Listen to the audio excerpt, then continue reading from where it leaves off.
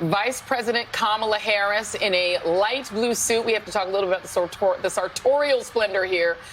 She does wear a pantsuit. She does love a pantsuit. Here she comes, taking in the crowd. Let's listen and just actually take it in as well.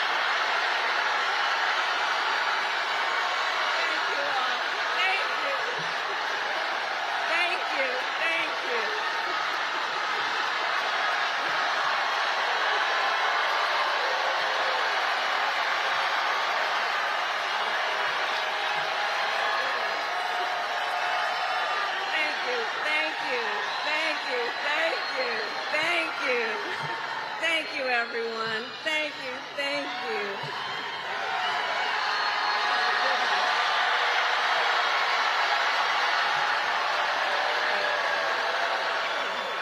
Thank you all. Thank you very much. Thank you, everybody. Oh, it's good to be back in Georgia. Thank you, everyone. Can we please hear it for Tyler?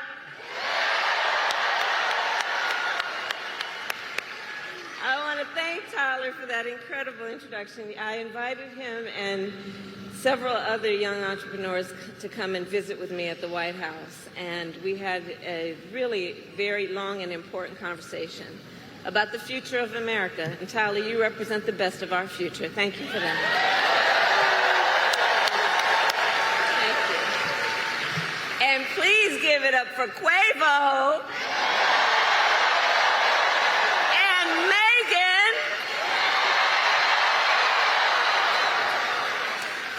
So it is so good to see everyone. And let me also thank our incredible members of Congress who are with us this evening. Senator Jon Ossoff,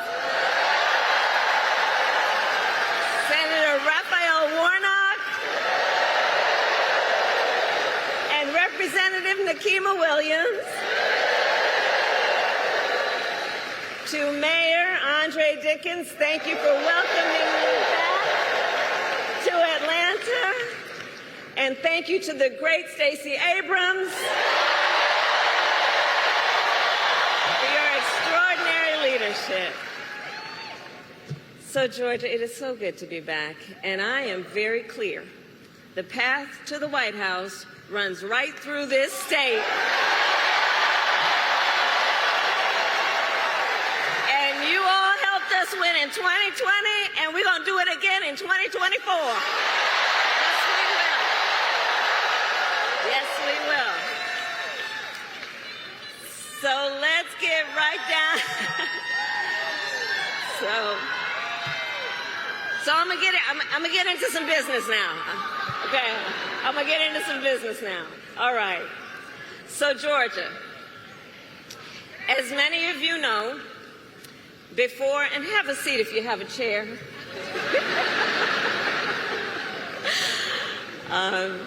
As many of you know, before I was elected vice president and before I was elected a United States senator, I was an elected attorney general and an elected district attorney. And before that, I was a courtroom prosecutor. So in those roles, I took on perpetrators of all kinds.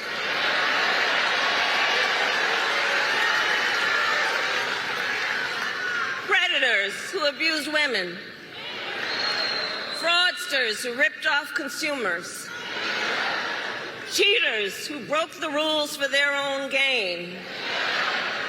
So hear me when I say, I know Donald Trump's type.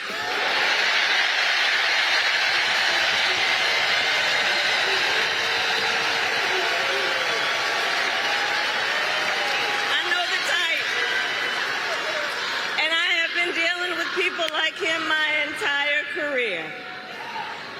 For example, as Attorney General of California, I took on one of our country's largest for-profit colleges that was scamming students. Well, Donald Trump ran a for-profit college that scammed students.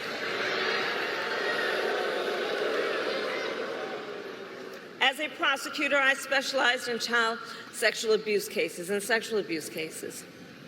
Well, Trump was found liable for committing sexual abuse. And as an attorney general, I held the big Wall Street banks accountable for fraud. Donald Trump was just found guilty of fraud. 34 counts.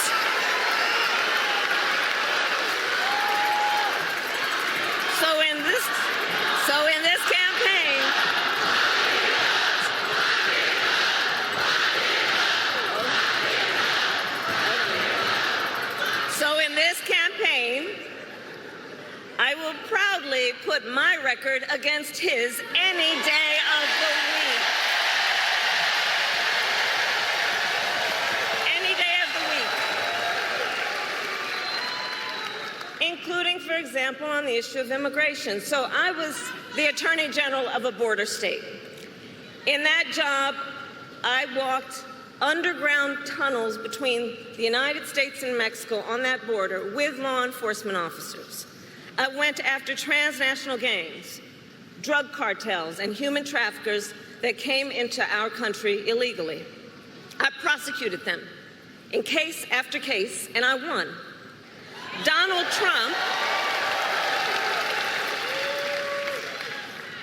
Trump, on the other hand, has been talking a big game about securing our border, but he does not walk the walk.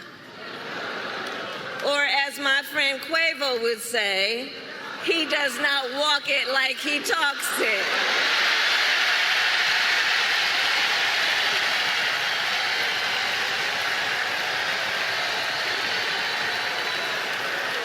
Where's Quavo?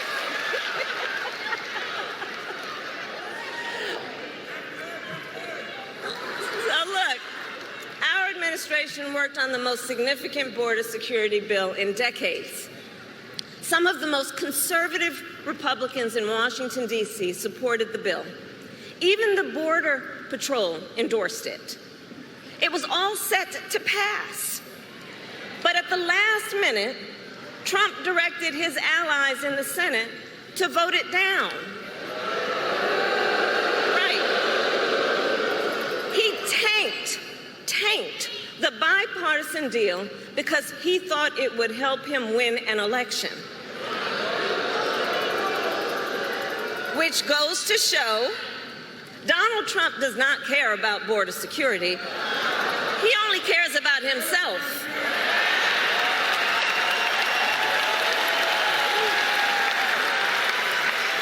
And when I am president, I will work to actually solve the problem.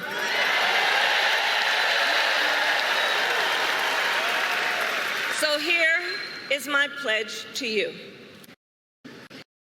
Mistake, this campaign is not just about us versus Donald Trump.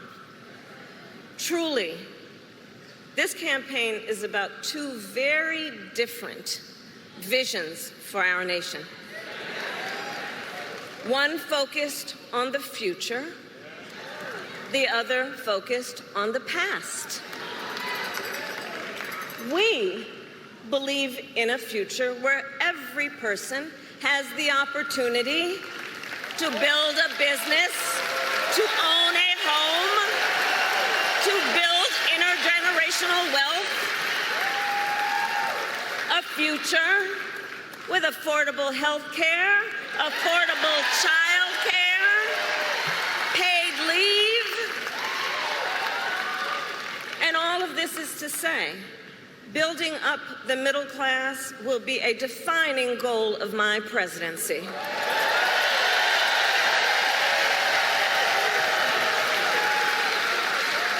Because we here all know, when our middle class is strong, America is strong.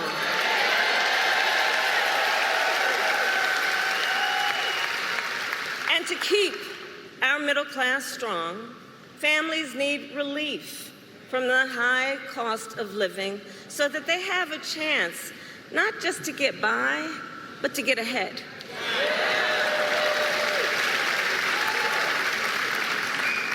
And yes, it is true that by many indicators, our economy is the strongest in the world.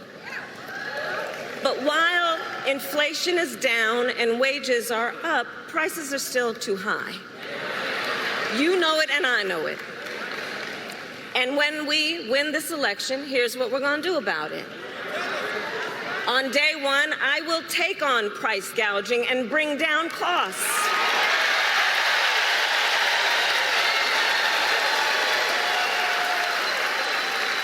We will ban more of those hidden fees and surprise late charges that banks and other companies use to pad their profits. We will take on corporate landlords and cap unfair rent increases.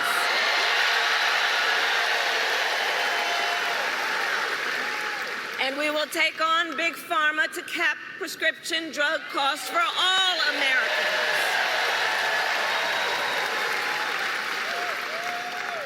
Our plan will lower costs and save many middle-class families thousands of dollars a year.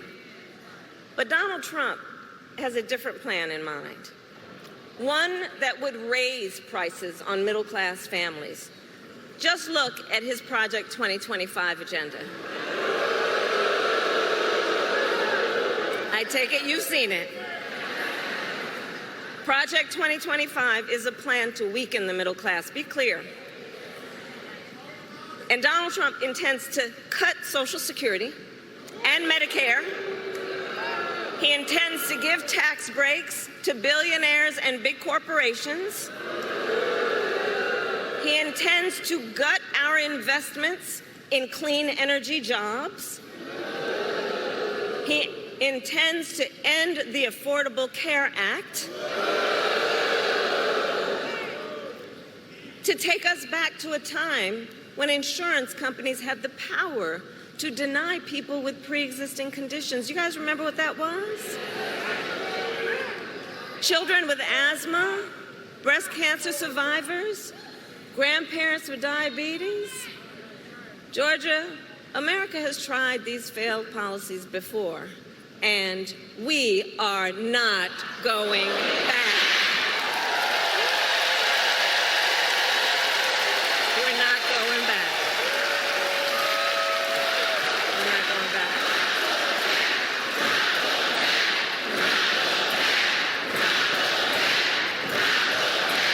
That's right. And we are not going back because ours is a fight for the future. And it is a fight for freedom. And we are witnessing a full-on assault on hard-fought, hard-won freedoms and rights. The freedom to vote, the freedom to be safe from gun violence, the freedom to live without fear of bigotry and hate, the freedom to love who you love openly and with pride.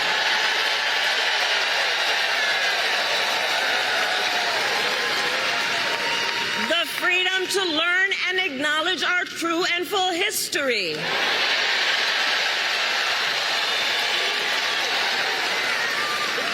the freedom of a woman to make decisions about her own body and not have her government tell her what to do.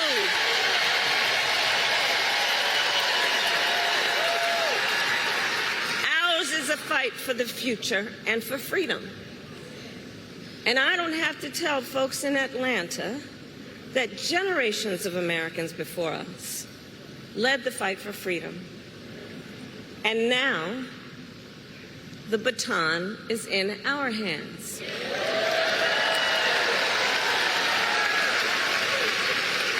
Each and every one of us. And we love our country. We love our country. And I believe it is the highest form of patriotism to fight for the ideals of our country.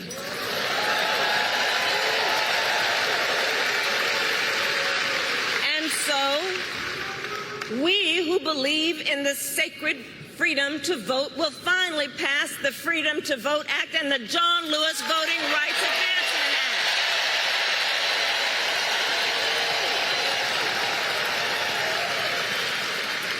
We who believe in the freedom to live safe from gun violence will finally pass universal background checks, red flag laws, and an assault weapons ban.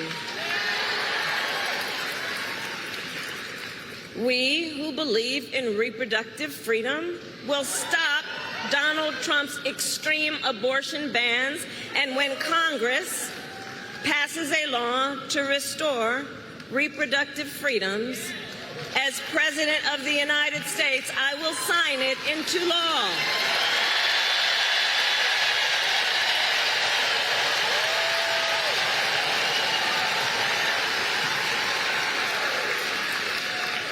So November 5th is in 98 days.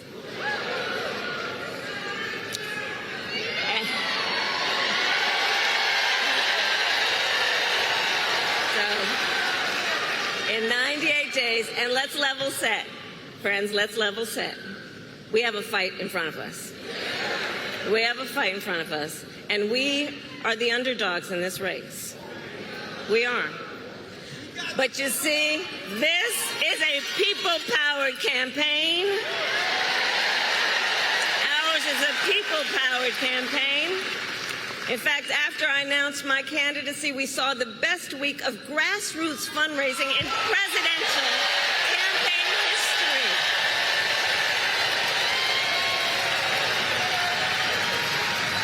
And if you go to KamalaHarris.com, you can help us build on that success.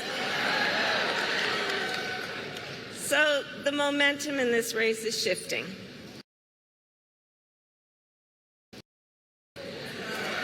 And there are signs that Donald Trump is feeling it.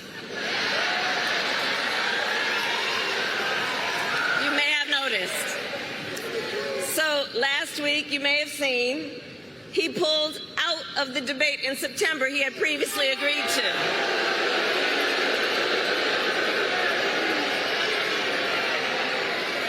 So here's the thing. Here's the funny thing about that. About that. So he won't debate, but he and his running mate sure seem to have a lot to say about me. And by the way, don't you find some of their stuff to just be plain weird?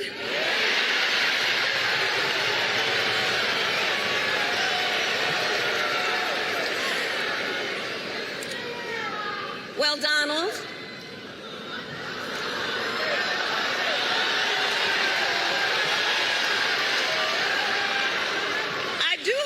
you'll reconsider to meet me on the debate stage.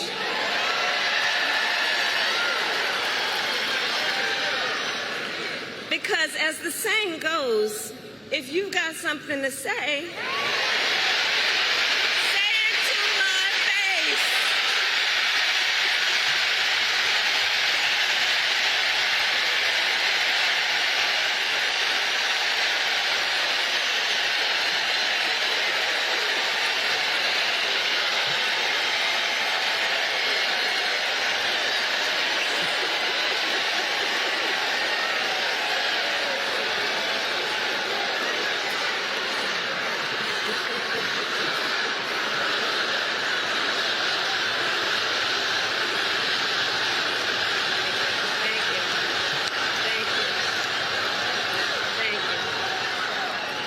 Georgia, in the next 98 days, we have our work cut out for us. And this is not going to be easy. This is hard work, but we like hard work. Hard work is good work. So, Georgia, today I ask you, are you ready to get to work? Do we believe in freedom?